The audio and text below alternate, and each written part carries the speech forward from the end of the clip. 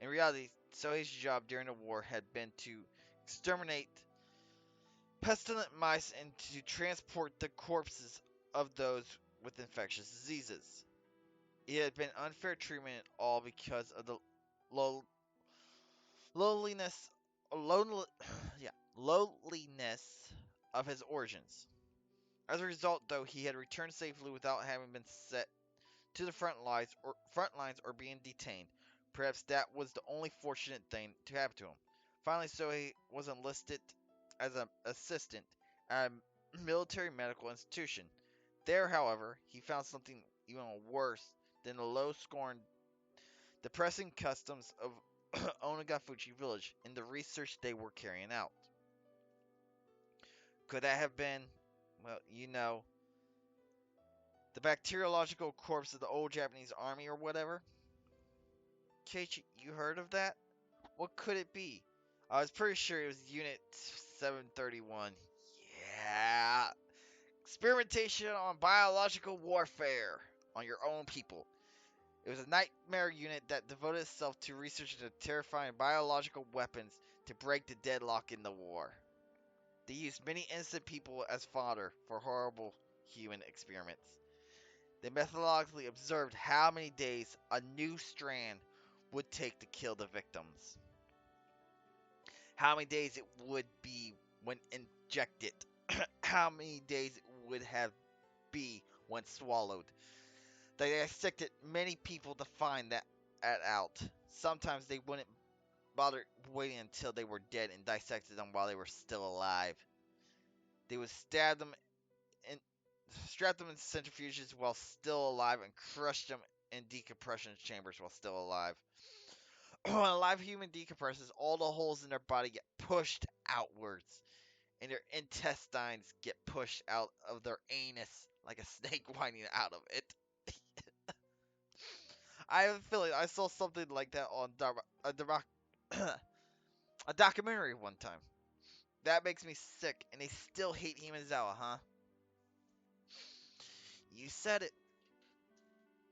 Mion agreed with me, giving a faint, sad smile. It wasn't much in the way of communication, but for some reason I was happy to have it right now. The unit Sohei was in did way kinder research than that. They were researching concrete methods for reducing the difficulty of delivering food on the battlefield. The military's designs at the start of the war completely fell apart, and a chronic food shortage broke out all over the battlefront. That's because Japan was transporting everything in just boxes, and the boxes were breaking. The food shortage led to malnutrition as their natural resistance lowered. Soldiers fell to one disease after another. Spirit and morale lowered as well. They wouldn't be able to maintain their forces at this rate. Apparently, that's where the research started. At first, it was to find methods of delivering food to battlefields. It was very broad and included things from violent methods like stealing it from citizens to survival methods like how to cook unfamiliar insects and plant life. As they were working out details, they kept straying off course and going out of control until finally they knocked down the door called Taboo. What did you think the easiest source of protein on a battlefield is? Human flesh. Ren and I knew the answer without being told, so we didn't answer. That's right. They were researching ways to handle using humans as food. Fine armor, sometimes eating the flesh of enemies and sometimes that of allies, became the ultimate service paid to their country. They were definitely serious about this doctrine. It really is a right. Right. My grandfather was despised as someone who ate human flesh, and yet they had gone above and beyond that. Apparently, he always thought about it too. Even if he was a vulgar man-eating demon, they were far more ugly demons than he. So no matter how much he was scorned, he wouldn't put up with it. At least they had a handful of test prototypes. When the soldiers learned it was human flesh, however, the scientists couldn't make anyone eat it. So it was apparently sent to the front lines. Cans were labeled meat substitutes, and so that they wouldn't accidentally eat it themselves, they stamped the bottoms with a circle. The starved soldiers on the front lines apparently loved all the prototypes they were sent. Among them, those who cooked it in soy sauce, like it was Sakiyuki, loved it the most. Come on, Michan, stop. I'm getting sick to my stomach. Rena really was pale-faced, and she looked like she was having difficulty continuing to sit on her knees. Mion looked like she had more to say, but she sighed lightly and stopped there. Then those canned goods your grandfather brought back, I don't know if it's true. Zoe denied it was human flesh up until the day he died. However, those who begrudged Himazawa's son Revolvo called him a savage for making a fortune from selling human flesh, and the villagers began to be scorned again. They returned to the time when her children would be jeered at and have rocks thrown at them. The stifling silence came back. With a serious hopelessness, and a sad story it was, they were discriminated against. Why must they attach worth and rank to it? Why can't they live without looking down on people? Why can't everyone enjoy life together? Oh, that's how life is. I didn't know. My grandmother, the family head, once told the children of the village this. If they throw a stone at one of you, then two of you must throw stones back. The children asked her, what if they threw stones at two of us? Of course, the answer was simple. If they throw stones at two of you, throw them back with four. If they chase 8 of you with sticks, drive them off with 16. It's doubled each time. If they slander 30 of you, yell back with 60. Finally, the children asked, what if we're attacked by 1,000 people? Then that answer was simple. Attack with the whole village. 1,000 people attack you, then everyone in Himazawa will stand up against them. It was a manifesto to spur people into action. My grandmother rose up not only as the leader of the Sonozaki family, but as the mother of Himazawa. It was halfway through 1955. It was a time when riots over the treaty with the U.S. were rampant, a time of battle and action. The people of Himazawa joined together and fought, treating unfair discrimination towards one as a crime against them all. It didn't matter whether or not was a child or adult. If they heard that a child had been told off, then everyone would crowd the house of the perpetrator, acting as a whole. If they heard an adult had been treated unfairly, men, women, young and old would all band together and stand up against it. If you meddled with people from Himazawa, you would be in trouble. They probably figured that if they could make others think that, they win. Kei-chan, do you remember how many people came to help you when you got involved with those delinquents in town? I recalled how much of an impression it had left on me. That the people of Himazawa boldly came to my rescue, yet the people in Okinomiya averted their eyes so they wouldn't get involved. My grandmother fought, and my parents carried on the fight. At last, peace returned to Himazawa. Of course, that peace had been placed on a razor's edge. When you consider the previous 100 years of history, the tranquility now can only be called a chance interval standing on uneven scales. Why? Could I really have an opinion on such a long and difficult history when I hadn't moved here more than a year ago? Yet I said it anyway. Why can't everyone just live in peace? What happened to those old stories of Orashiro that I heard from Takano? Man and demon joined hands and lived together in harmony. Didn't Orashiro remain in this world to watch over that? It's a fairy tale. I mean, that even if those people and the demons were real, the Orashiro who meditated between them wasn't. Is that why Orashiro's curse happens? A cool gust of wind blows in from outside, fluttering Mion's long, beautiful, clear hair. Mion kept her refreshing smile without answering, and didn't even change her expression. But even that became a silent answer. So that Himezawa village might once more be like Onagafuchi village, so that we may again be a sacred existence worthy of worship. That was the earnest wish of our ancestors on Onagafuchi, and the mission of those who inherit the demon in the Sonozaki main family. Those who inherit the demon. For generations, the Sonozaki family has had a custom of including the character for demon in the leaders' names. If you write out my name on your hand, it should appear plain as day. Trace out the word Mion on the palm of my hand. Oh, she's right. The character for demon is in there. Not only in my name either. The demon is engraved on my body as well. When she said that, she quietly rose and began to lay her hands on her clothing. It's okay, Michan. You don't need to show us, okay? Thank you. Was just that exchange, I guess, what she meant. Yeah, she was about to strip in front of you. Most likely. Somewhere on her body, there was a permanent seal such as a tattoo or marking that proved that she inherited the demon. Yeah. Mion didn't sit back down. She smoothly opened the paper door onto the porch. Freshening breeze began to cleanse the damp air filling the room. Mion quietly gazed out at the wide yard for quite a while. On her shoulders was something I could never imagine a normal Mion carrying. It was the heavy, truly heavy history of of Onagafuchi weighing down on them. What kind of words could I possibly say to a Mion like that? Rena wasn't saying anything to her either. Only the voices of cicadas drowned out the silence. At last, after a long period of nothing, Mion murmured. The serial incidents happening over the past 5 years, I was directly related to some of them and indirectly to others.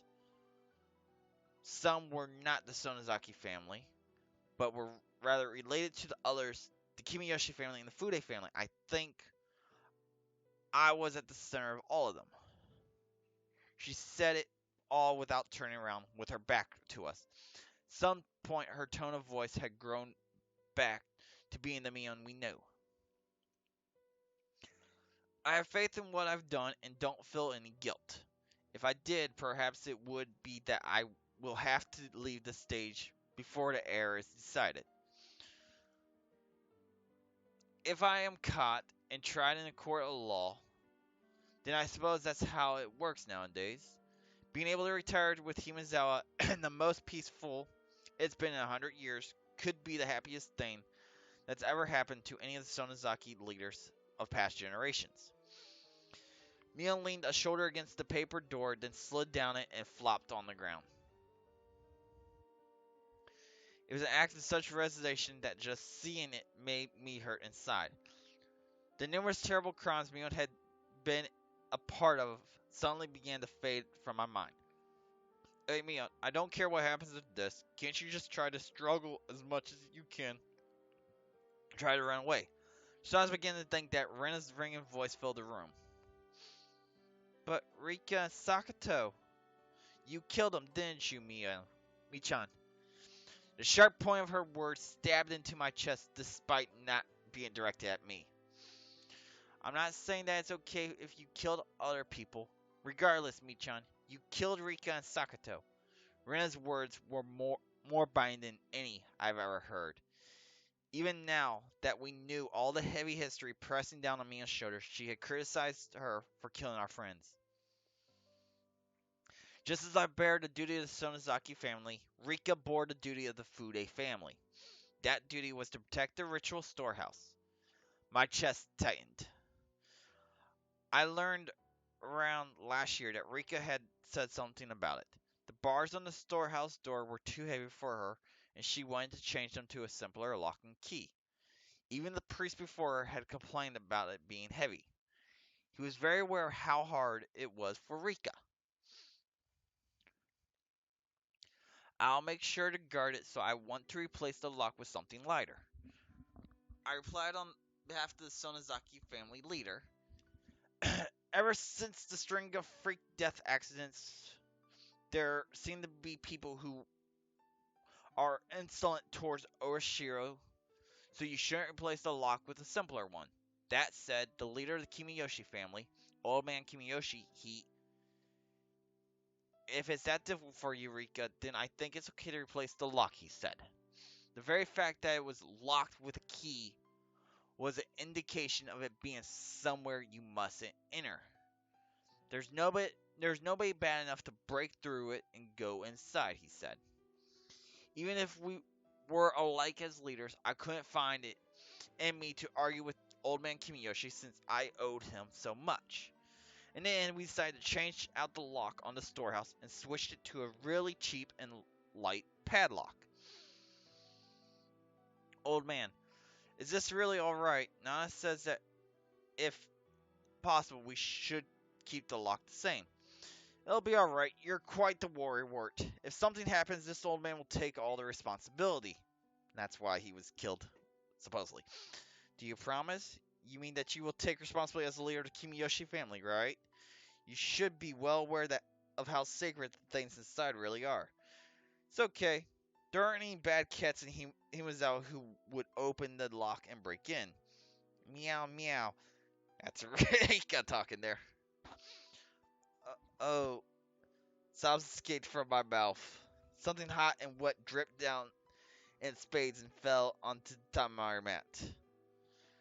I already heard of the thieves entering the ritual storehouse during the Watanashi festival. There were 4 of them. We decided to act within the day. At the same time, we needed to demand that the ones who allowed the thieves to break in, Rika, the Fude family, and Old Man Kimiyoshi, take responsibility. My tears dripped and dropped. Until just now, I have decided that it was Mion's fault that she killed Rika and the others. That was wrong. The ones who killed them wasn't Mion. It was me. I bit as well have killed. I might as well have killed them. Keiichi, I had a chance to stop this tragedy from happening, and yet I didn't.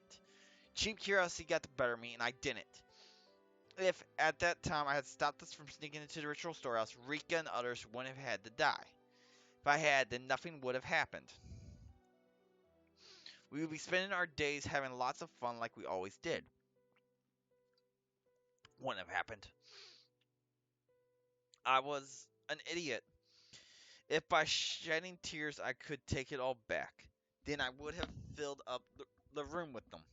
However, such a meager act wouldn't be enough to redeem myself for the crime I've committed.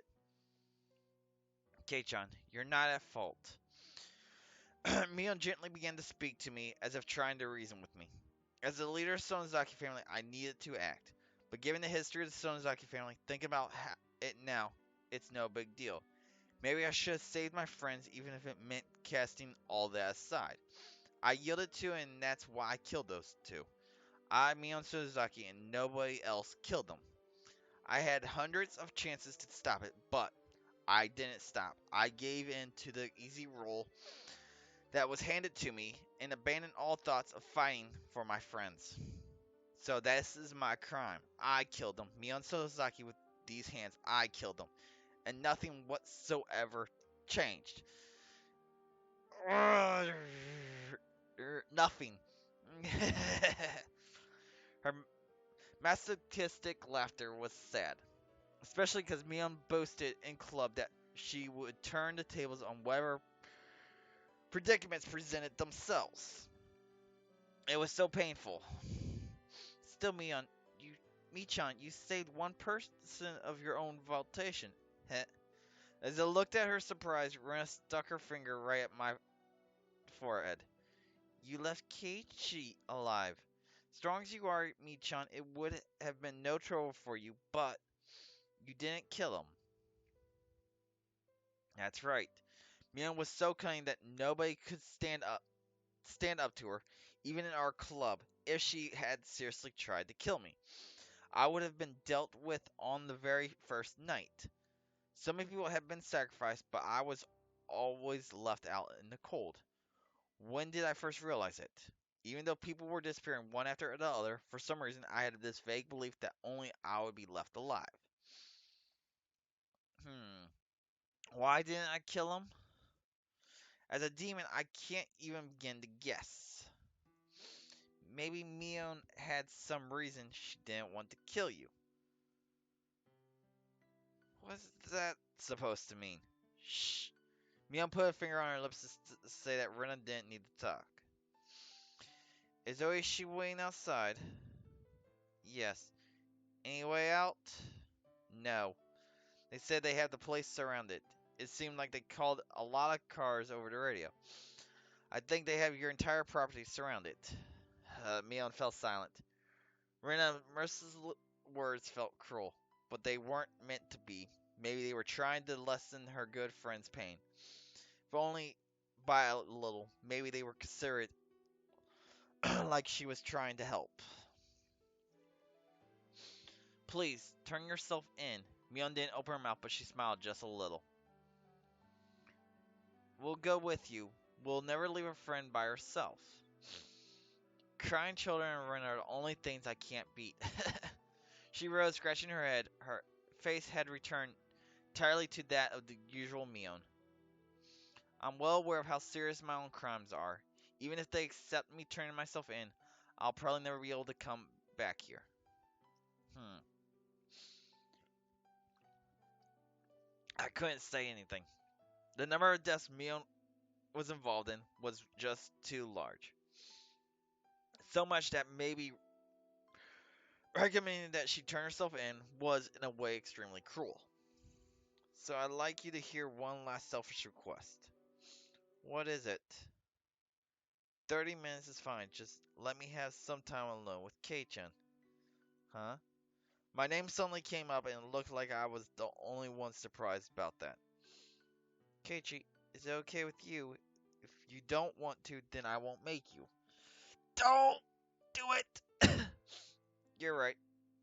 It's okay if you don't want to. After all, I'm a demon, and Kei-chan is a bona fide human who moved here from somewhere else. For us to be compatible, as long as Orishiro doesn't exist to mediate, simply isn't possible. There was no reason for me to hesitate. Mion had been engulfed by heavy, unopposed tradition. Right now, the duty of handling this had fallen to me and me alone. In fact, with me cornered, it would have been okay for her to blame me. However, Mion didn't say one word of blame. Far from it, I was guilty of the same crime and she let me go. Amidst the fate she could not oppose, she saved me alone. I didn't know whether I should be thankful or not. Oh, for that. Think upon it now. I didn't know how much easier it would be if I were to be granted the same punishment as Rika and the others. The only thing I knew for sure was that I had an equal duty to bear the sins that Mion shouldered. So when it came to Mion's last request, there was no reason for me to hesitate. Sure, it's fine. Thank you. I'd like to thank you too, Keiichi. Rena stood up. It looked like she would keep her promise with Mion and leave. It's fine, Rena. You can wait right here. I'll just want to go around the yard with Kei-chan. If you're bored, you can go to my room. You can read any manga you like. And if there's any volumes you like, you might as well take them. I don't want to. Michan's books belong to Michan. And I couldn't bring them back home with her so freely. You're such a good kid, only at times like this. Mion took Rena's hand and rubbed it violently. Took Rena's head and rubbed it violently like I always did. Okay, let's go, Kei-chan. We're gonna walk after Mion, who headed for the hallway when Rena silently stopped me. Take care of Michan. Yeah, Michan really does believe she won't ever be able to come back. I didn't know how. I didn't know much about laws, but with as many deaths as she's been involved in, the chances of her escaping a heavy punishment seem non-existent. Watch out, so that you don't make her lose her temper, okay? Mion might not surrender herself to justice, so I might have to put an end to it myself. Ren had already thought that far ahead. Right. I won't let that happen. Rena rubbed at her tears, which had fallen without me noticing them. Okay, then go after her. I nodded and followed Mion, who had disappeared out the front door. I could clearly hear Rena sobbing from the other side of the paper door. Why was Michan made the successor to demons? Maybe it just had to happen that way. But it's just so awful. Something hot burned down my cheeks. They were my tears. I fiercely wiped them away. This was the last of my time I could offer to Mion, so I absolutely didn't want to let her see my tears during it. Mion was already waiting outside the front door.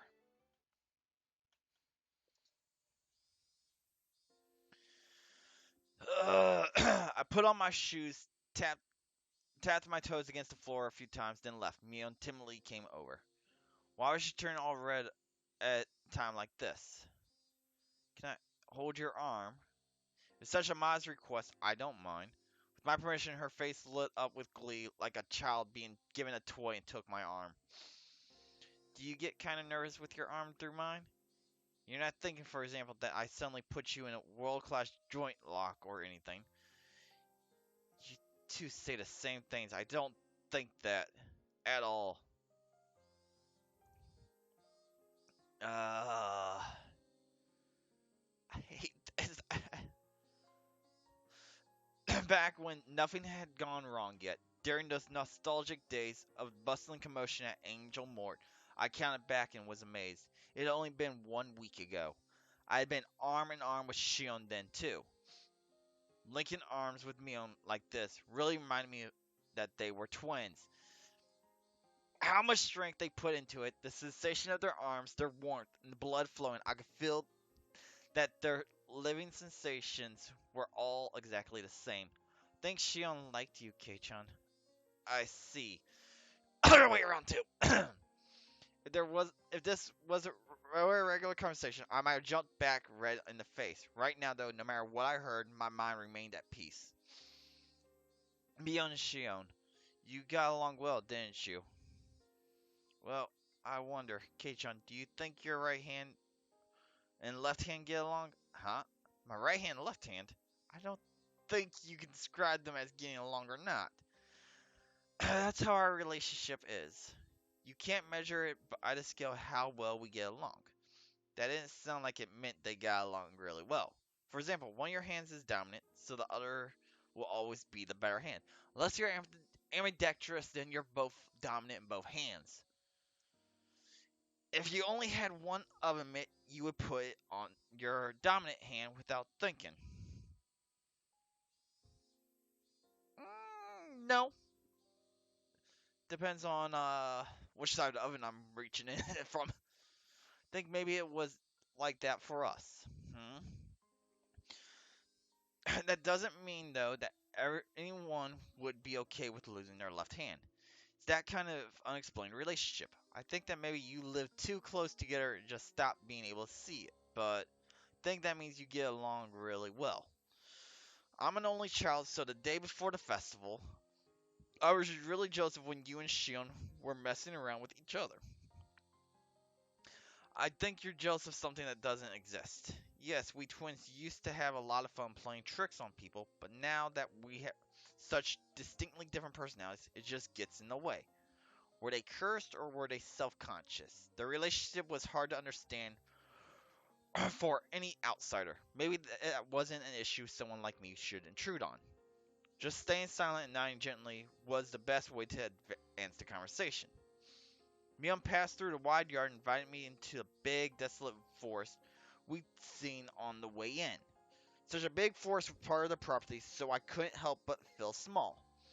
It's huge. You must have had a great time playing in it as kids, huh? Hmm. Mion seemed to be silently reminiscing. Couldn't look into her mind, but she was probably thinking back to those fun days when they played as sisters without any antagonisms. Every time the wind blew, it caressed the treetops and the leaves, making a swishing, murmuring sound. Mion remained silent for a long time, thinking back on her younger sister, whom she had gotten rid of with her own hands. There was no need for me to get a word in. Just walking like this, arm in arm, was enough. Mion suddenly stopped and turned. Shion is still alive. Really? Mion took a hard look into my eyes, then nodded quietly. Yeah, I've been thinking to give her the most horrible death of all, so I had her locked up. I never did think of a good way to do it, though. Mion sounded as though she hated Shion, but also deep down she didn't completely detest her. So I took my other hand and rustled Mion's hair with it. Mion didn't only save me, she saved Shion too.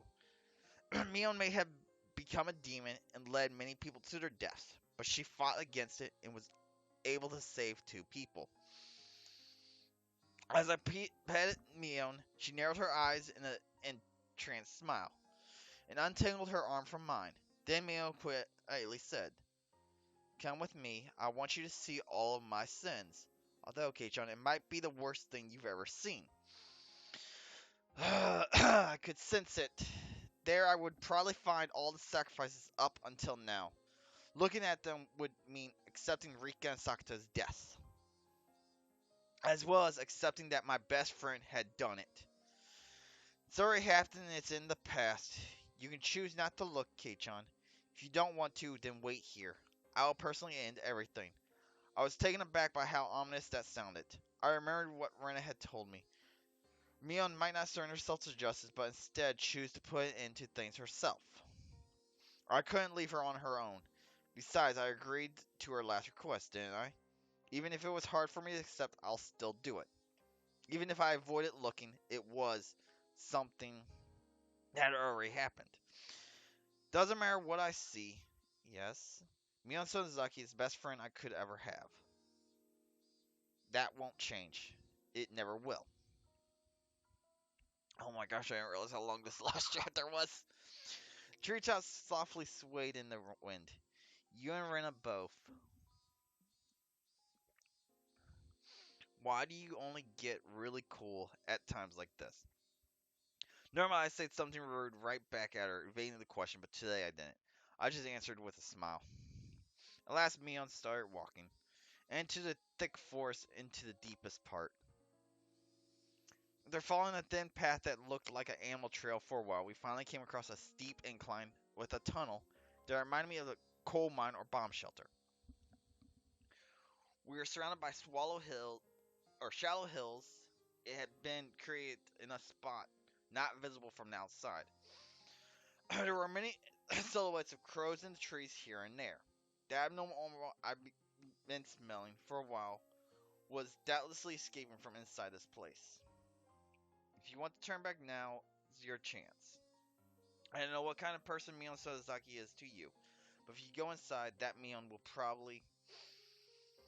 She won't change. I'll say as many times as I need to. Mion Sazaki is the best friend I could ever have. I clenched my fist. Inside there was probably a sight beyond anything I could imagine. If I let my guard down, I might end up vomiting. Even so, I'll endure it. I'll overcome this pain and this suffering. It will never change that Mion is my greatest friend. I am now nothing more than a demon, so I don't understand human feelings anymore. I have a feeling, though, that I know why Mion fell in love with you. Don't say that like it's not related to you. You're Mion. You're not a demon. You're a human with human blood, and you're my friend. Mion made a gesture like she was wiping tears from her eyes, then placed a hand on the big door of the tunnel entrance. We're getting hints here. The lock on it was not strong looking. It seemed to demand the appropriate resolution from whoever would enter, just like the ritual storehouse. When the double doors opened, a stifling, rotten air and a bunch of winged insects came rushing out. I remember accidentally killing a hermit crab a long time ago by leaving its tank out on the porch and how intense the odor it left was. If that was the smell of a corpse, then that's certainly what this smelled like. Inside was pitch black, but Mion flicked the switch that turned on a light bulb, illuminating the interior. The path turned into a series of integrated wooden tunnels. We passed spaces that looked like they were for storage. We passed places that looked like someone had lived there. All this indicated that this had been used as a bomb shelter and a stockpile during the war. It didn't give the impression of a dug out bomb shelter that had been left there, though. There was a sense of dignity, as though this were a second Sonozaki house constructed underground. Despite being in pitch darkness below the ground, the voices of the cicadas were entering through an air hole somewhere, giving off of a very mysterious feel. You saw what was in the ritual storehouse, right? The pile of torture instruments? All of them were created to uphold the strict religious laws of Onagafuchi village. They were tools used to kill those who broke the laws in terrible ways as a warning to others. That was a long time ago. Wanashi, originally a ritual meant as a deterrent, was once overseen by the three families, but thanks to the Kimiyoshi and Fude families going into decline and the way the times changed, actually carrying it out became difficult. I can imagine why. You never think people could be okay with drowning people in a swamp and killing them in modern Japan. That's why the Sonozaki family built this, a secret place where so that we could continue to conduct a rite of Watanashi even in modern times. Mion opened a large, strikingly different door, and inside was none other than a modern storehouse for ritual implements. There, quite a few aren't There's quite a few, aren't there? Some of them were actually brought here from the original storehouse. All the things here have been rusty and covered in dust, so they didn't seem that real. Or all the things there have been rusty and covered in dust, so they didn't seem real. But the things in here were different. Every one of them had been well maintained and kept in a state that they could be used right away. Blades gleamed and spikes were sharpened. Also, perhaps as a precaution for the splatter of blood. The walls and ceilings were covered in a kind of tiling you would see in bathrooms. And there was even a drain set amongst a slight slope in the floor. There was also a coiled rubber hose along the wall attached to a faucet, perhaps for cleaning up the splattered blood. According to something a leader from a long time ago wrote, blood splatter has impact despite the fact that it doesn't tax the surface or sacrifice. Watanashi was meant as a deterrent after all. My ancestors thought up all different kinds of things to show off. She said that Mion pointed deeper into the torture room to a spot veiled in darkness. There was a surprising room filled with tatamari mats, and in the corner was a pile of cushions. There are seats for the audience. Wanashi was meant as a deterrent after all. It wouldn't make sense if there were no guests. Couldn't speak, and I couldn't think of anything to say anyway, except that if Mion revealing all this to me made her heart feel any lighter, then I was prepared to listen for it as long as I needed to. Right here is where I killed everyone. There were no spectators to watch me, but I did the Wanashi very well. Well, perhaps there was one spectator. Huh? A spectator? Me. I, the demon, was watching the entire time Mion held the Wanashi ceremony. Mion cackled in self-desperation. It wasn't a nice sounding laugh. Back there in the present, is Shion there? She nodded slightly. Mion's Wanashi had ended today. I needed to tell Shion that I was safe without a moment's delay. After all, she was probably trembling in fear at this very moment, worrying about when she would be killed. The ostentatious door on the other side opened, revealing what must have been an incredibly expansive space based on the echo it made. Mion groped around in darkness, and a handful of naked light bulbs came on here and there.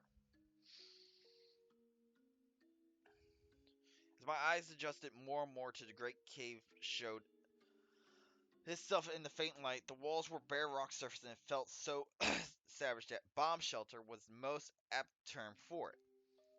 There was a small barred room built here. There were small barred rooms built here and there, like holes made by insects biting their way through a giant piece of fruit. It was almost immediately clear that each one of them was a prison. Where is everyone? Rika, Sakato.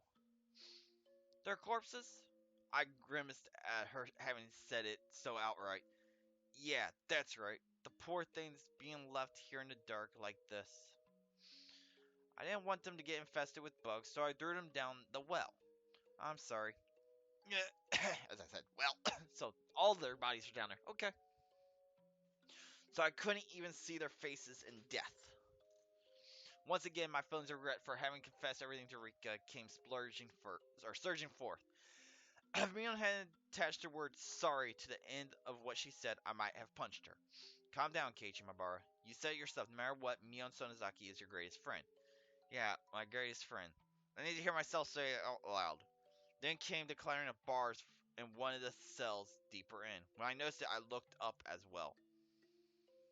Shion? Is that Shion? Kei-chan? Is that you, Kei-chan? I ran over to the cell. White hands were peeking out through the gaps in the bars. It was really her. Are you alright, Shion? Are you hurt? No. No. Shion's face twisted out of shape as she screamed. It's because Mion had appeared right behind me. Of course. Shion didn't know that everything was over yet. Calm down, Shion. Everything is already over. Everything. I spoke in as calm a voice as I could manage to try and smooth the agitated Shion. However, it didn't seem to like it was getting through her screams. Shion, how have you been? No more, please, no more. I don't want to see anyone else die. If you hate me, then just kill me already. I'm the one you hate, right? Kill me right now. Sis. Calm down, Shion. It's all over now. It's going to be alright, so calm down. Shion, who was screaming and rattling the iron bars back and forth, was truly in a frantic state. I gave a slight shrug of resignation, giving way to Mion.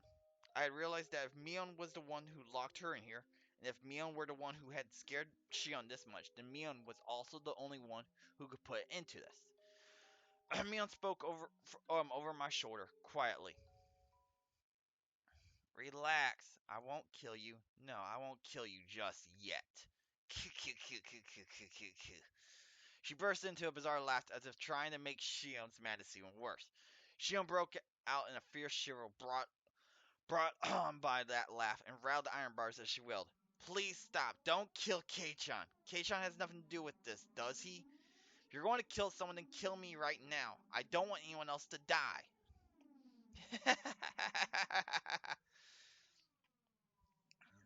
If you want to die that badly, then after I've killed this man, I'll take my time making mincemeat out of you. In accordance with the ancient rites, I'll do it slowly, starting with your extremities. I'll shave you down and mince you. I had that mincing machine set up specifically for you, after all. Or it would be funnier if I were to mince up Kei-chan in front of you. Hey, quit it already. What do you have to gain from scaring her at this point? No, Kei-chan, run away! I tried to rebuke Mion by flinging terror words at her this late in the game, but when I turned around, whack! Mion's mouth, so much so that it was hard to believe, had twisted in shape even thinner than a crescent moon, was a smile. I could sense it was I could sense it like a jolt of electricity. The person here wasn't my best friend Mion. It wasn't the Mion Sonozaki who had been tossed about by her heavy duty of succeeding in the Sonozaki family either. Then who was she? Bam! Saw sparks flying before my eyes like what happened when you get hit in the back of the head. Strength of my body drained instantly and my head suddenly became heavy. My knees buckled under the temptation and hit the floor. Then my whole body abruptly collapsed. My face should have hit the floor, but it was comfortable, as if I had fallen onto a filled futon. My consciousness reeled and then recited. It was the kind of sensation if you took a nap in a car, but you were still half awake and could listen to your parents talking as if they were far away. No, you wouldn't be listening, you would only be hearing it. It was happening so far, and the conversation was completely unrelated to you, so you would have no interest in it. So whoever Shion was yelling in my ears, or Mion, was in vulgar hysterics. I didn't think it annoying, nor did it interest me. Now then, I wonder how I should go about preparing you. Oh yes, what do you think of a bed of nails? I tested on one of those little brats, but they're hands were too small for their standing table. Let's do that. Let's do that. Mion held me up from behind and dragged me across the floor. The soles of my feet scraped on it and one of my shoes fell off. No, please stop, sis. Please stop. Uh, Shion's emotions exploded outwards and she burst into bitter weeping. As if her crying had welted Mion's interest, she flung me down and returned to the prison cell again. Ma, you sure can cry with a cute voice, can't you? Your unnatural bravado is making my skin crawl, but this definitely suits you the best. Mion, my big sister, I beg you. I don't care how you choose to kill me, but please at least let Kei-chan go. I'm begging you. Shion had always acted as if she were a cut above her older sister. That Shion had such a miserable voice that I couldn't even imagine it during those peaceful times. Pro- Prostrated herself before the older sister she used to scoff at and plead forgiveness. Mion looked down in an expression of cool indifference, one that's slightly smiling of joy. You know I wasn't planning on listening to your petty wishes. The way you're crying though is just too funny. I think maybe I've changed my mind and listened to you. Since come to think of it, I never did anything big sister like for you. Yes, yes. Thank you so much. Alright then, let's hear you apologize for everything. Then maybe I'll let it all be water under the bridge. Maybe, just maybe, I'll let Kei-chan go. Mion said she let me go, but she never said anything about letting Shion go. Before long, Shion got on her hands and knees behind the bars and began to speak weak words of apology. But they were too faint for me to hear, but their intention got across. Despite having watched her with a menacing German expression, Mion kicked the bars and declared she was unsatisfied. You think you can make up for years of grudges and hard feelings like that? That just will not do. I guess I'll make mincemeat out of both of you. No, wait, sis. One more chance. Just one more chance. Mion stopped and waved her hand again in resignation. Not because she had grown impatient, but only because she was taking delight in abusing Shion. You can't apologize to my satisfaction anyway. I'll teach you how to make an apology that will get through to your older sister. God damn it. I'm only going to tell you once, and if you get even a letter wrong, you're out. Got it? Yes, yes. Thank you, sis. Oh. Shion's miserable voice cried out, having become utterly hoarse. The sensation tearing through my chest returned a little at a time. I realized it was feelings of anger bubbling up. I was slowly regaining control of my body. However, I was only able to feel my skin and my blood flowing in the moment. I still couldn't voluntarily move my fingers. Did you memorize it? Then let's hear you say it, sincerely and faithfully from beginning to end with all your heart. If you can do it properly, then I'll only kill you. Yes, thank you so much. Something was strange. Something had become strange at some point. Until a few moments ago, I was sure this had been Mion, but at some point, she had become someone else. The Mion I knew well would never do something so nasty, like enjoy trampling all over someone's dignity like this. Now, let's hear it. Your big sister's is listening closely. Shion Sonozaki is. When I ran over to Shion's cell earlier, had the real thing been swapped out with a fake right before me? Anyway, this couldn't possibly be Mion. Shion Sonozaki is a lowly, worthless soul not fit to even lick her big sister Mion's feet. And when I think of the countless times I've been rude to my big sister without knowing my place. Yes, yes, that's the spirit. I'll permit you to say a little more now, okay? Blood circulated through my whole body. My numb senses were returning. Just a little more. While Shion was still holding Mion's. No, that thing pretended to be Mion's attention. Hurry up. I reflect on how impertinent I've been and swear loyalty to my big sister Mion for the rest of my life. So,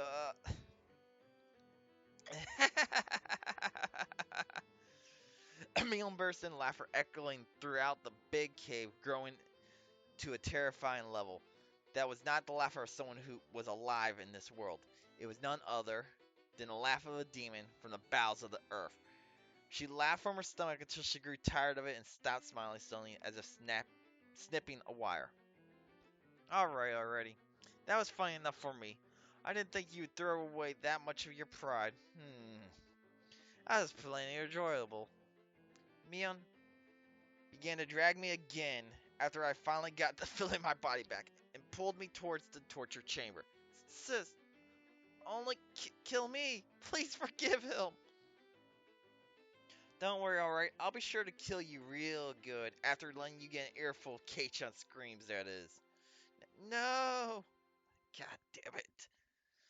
To drag me to the torture chamber, she skillfully strapped me into the restraining table. Before I knew it, I was sprawled out and bound. She forced open my hands, which with which I couldn't even make a satisfying fist, tightly restrained each one of my fingers. She fastened only my hands and my fingers at that, tightly with hinges, and locked them in place. Sis, don't kill him. Sis! The door to the big cave with the jails had been left open so I could hear Shion's cries of mortification the entire time. Can you hear it, Shion? I'm going to get started now. Please enjoy K-chan's young screams. Give it a fucking rest. Feeling my body return, and the first action I took was to tell off that thing that looked like Mion. Awake at last, are we? I lied before, you know, about having wanted to give Shion the most miserable death of all, but locking her up because I hadn't thought of a good way yet. That was a lie. Mion brought over something like a toolbox. From inside it, she removed a large metal hammer, and next to it, she began to line up what looked like a long, strangely shaped nails, whose ends had been turned into hooks, like the kind you see in a harpoon. Ah! I'll let her hear the screams of all those people that died because of her, and after they're soaked in to her very soul, then I'll kill her. I got plenty good taste, huh? Who are you? Huh? I'm Mion Sonozaki. Has the fear driven you crazy? No, you're not. There's no way you can beat Mion Sonozaki. Mion snorted and continued her preparations for the horrifying torture. I see. Then if I'm not Mion, who am I? A demon? Huh? You're not Mion. Mion was just here. Give her back. K-chan, is your brain really doing okay? You're not going crazy with fear. Don't touch me, you damn demon. Give her back. Give back Mion. My best friend, give Mion back. Not happening. Mion stood there for a few moments with her jaw hanging open, not having expected me to say that. I, I myself knew that I was just about to go insane. I knew it was nonsense to demand Mion's return when she was right in front of me. But, this person in front of me couldn't possibly have been Mion. There was no way I could accept that. So this is what I thought. Mion really had been possessed by a demon and was controlling Mion as if it were two separate personality. Mion was just a victim being manipulated by it. The evil one was really this thing. If it, if it, it all had to be the doing of this demon possessing her. And there's the maniacal laughter. When Mion heard that, she started to gaffle, laughing so hysterically that she started to choke and almost started to cough and almost choked. You really are a piece of work, you know that? In this very moment, Mion Sonozaki is trying to kill you and you're trying to reject me. I never knew there was such a funny person in all the world. If you want to laugh, do it all you want. No matter what you say, though, I won't accept that you're Mion. Give her back. Away with you, demon. Kei-chan, are you trying to kill me by drowning me in my own tears? No matter what, I won't lose to that laughter of hers. I shouted loudly. I shouted from the bottom of my heart so that the real Mion trapped inside, the Mion I saw in front of me, would be able to hear.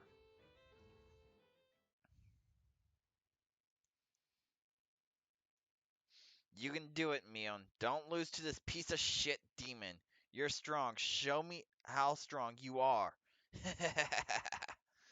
Tears, one of them flowed down her face.